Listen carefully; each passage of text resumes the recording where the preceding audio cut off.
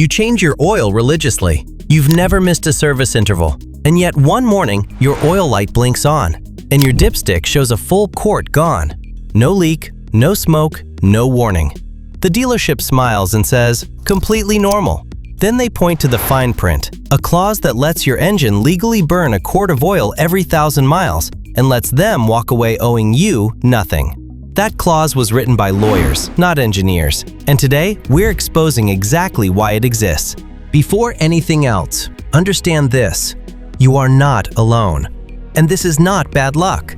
This is a documented, industry-wide problem spanning nearly every major brand sold in the last 15 years. Toyota's 2AZ-FE engine, the four-cylinder that powered millions of Camrys and RAV4s, became notorious for silent oil consumption. Toyota eventually issued a service bulletin and extended warranty coverage, but only after years of owners being dismissed. Honda's Earth Dreams 1.5-liter turbo in the Civic and CR-V drew immediate complaints, including a particularly ugly variation in colder climates where gasoline was diluting the engine oil. Again, acknowledged only after years of denial. Hyundai and Kia's Theta 2 engine escalated all the way to congressional investigation, a class action settlement worth hundreds of millions, and engines failing without any warning. General Motors' Ecotec family has carried oil consumption complaints across multiple generations and over a decade of owner forum posts. What makes this so maddening is that none of these cars act sick. There is no puddle on your driveway, no blue smoke out the tailpipe. The engine doesn't knock or hesitate. It passes emissions. Every warning light stays dark. The oil simply disappears, silently, invisibly, while the car feels completely fine. And if you are not checking your dipstick between oil changes, you will not find out until serious damage has already been done. To understand why this happens, you need to know about one small component: the oil control ring. Your pistons run up and down inside cylinders thousands of times per minute. At the top is the combustion chamber. At the bottom is the crankcase, full of engine oil. Those two environments must stay completely separated, and the barrier between them is a set of metal rings that wrap around each piston and press outward against the cylinder wall. The bottom ring, the oil control ring, has one job: scrape excess oil off the cylinder wall and push it back down into the pan. For most of automotive history, these rings worked by brute force, thick, heavy, loaded with strong spring tension. They pressed hard, scraped hard, and sealed reliably. They also created significant friction, and friction costs fuel. Over the past 2 decades, government fuel economy mandates have become increasingly aggressive, with enormous financial penalties for automakers who missed their targets. Engineers were told to find every fraction of a percent of efficiency possible, so they went after internal friction, and they redesigned the piston rings. Modern low-tension rings are thinner, lighter, and press against the cylinder wall with a fraction of the force older rings used. The fuel economy improvement is real and measurable, but there is a serious trade-off. These rings have no brute force to fall back on. They depend entirely on perfectly clean drain holes behind the ring and perfectly free oil movement to function. Old rings could muscle through minor contamination. New rings cannot tolerate it at all. The moment anything interferes with that delicate system, the ring stops doing its job, and oil starts going where it absolutely should not. The thing that breaks this delicate system is carbon. And modern engines produce it in exactly the wrong places. Older port injection engines sprayed fuel into the intake manifold, where it naturally washed the intake valves on every cycle. Modern direct injection engines spray fuel straight into the combustion chamber, which improves efficiency, but leaves the intake valves permanently exposed to carbon buildup with nothing to clean them. It also produces finer, more penetrating carbon particles that work their way into places older engines never had to worry about.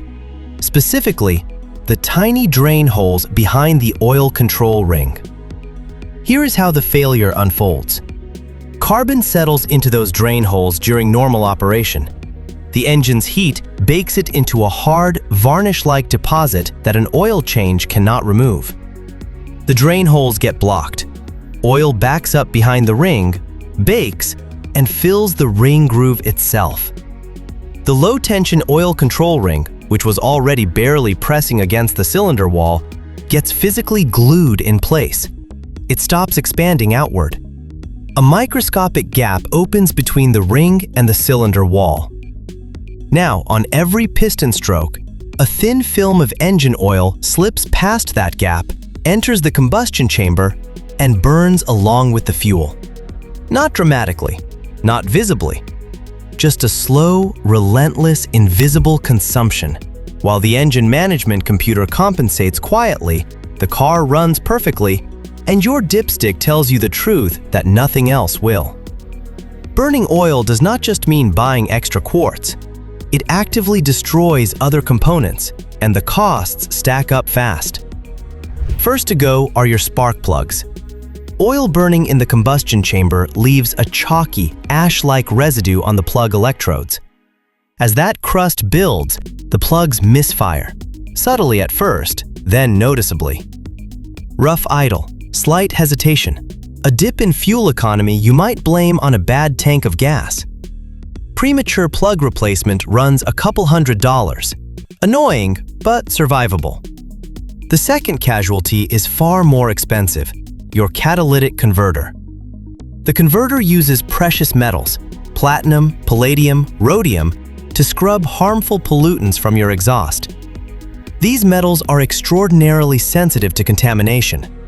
Engine oil contains zinc and phosphorus-based anti-wear additives that are essential for protecting your engine internals, but are absolutely lethal to a catalytic converter.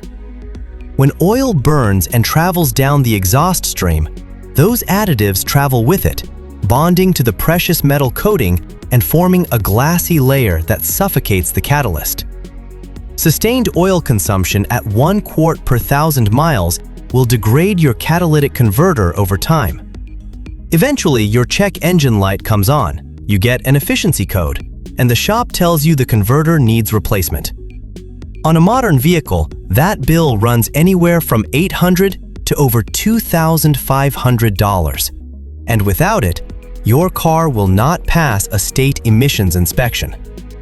That is the real cost of this problem. Low-tension rings degrade, carbon seizes them, oil burns, plugs foul, the catalytic converter gets poisoned, and your car gets grounded. All originating from an engineering compromise made to move a fuel economy number on a regulatory spreadsheet. So why won't the dealership simply fix it? The answer is cold, calculated, and worth understanding completely. If a manufacturer acknowledges that oil consumption at 70,000 miles represents a mechanical defect, they have just admitted liability across potentially millions of vehicles. The financial exposure is catastrophic. We are talking about engine replacements on a fleet scale. No legal team on earth lets that happen voluntarily. So instead, they point to what has always been printed in your owner's manual. 1 quart per 1,000 miles is acceptable consumption. It was there when you took delivery. You accepted it. Now, when you arrive at 70,000 miles with a consumption complaint, the service advisor documents the rate, compares it to the published specification, determines it falls within range, and denies warranty coverage with a clean paper trail and a legal defense that has survived court challenges multiple times. No serious engineer believes 1 quart per 1,000 miles is healthy engine behavior. That number was not placed in the manual to give you useful information about your car. It was placed there to create a contractual baseline that absorbs the financial consequences of a known design compromise and transfers those consequences from the manufacturer's balance sheet directly onto yours, one warranty denial at a time. That is the 1 quart lie, not the consumption itself, the deliberate use of that number as a legal instrument against the very people who bought the cars.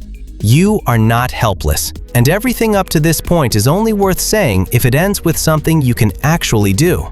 In many cases, not all, but many, when you catch this at the oil consumption stage, the damage is not permanent. The rings are stuck, not destroyed, and stuck things can be unstuck. Step 1. Chemical piston soak. Specialized solvents, carburetor cleaners, dedicated piston soak formulas, high-strength carbon dissolvers can be poured directly down the spark plug holes onto the pistons and left to soak overnight. The solvent works its way past the rings into the grooves and chemically dissolves the baked varnish that has seized the oil control ring. Done properly, this can free a stuck ring and restore meaningful sealing function without ever opening the engine.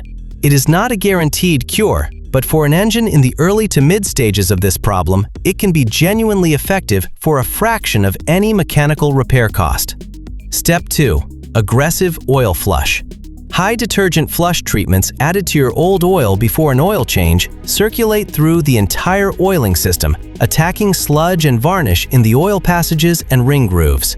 You run the engine briefly, drain everything out, the old oil, the flush, and everything it loosened, and refill with fresh oil and a new filter. Done consistently, this prevents carbon from accumulating to the seizure point in the first place. Step 3. Reconsider your oil viscosity. This will sound counterintuitive, but for an engine already showing consumption, an ultra-thin 0W16 or 0W20 oil provides less resistance to passing through a compromised ring seal.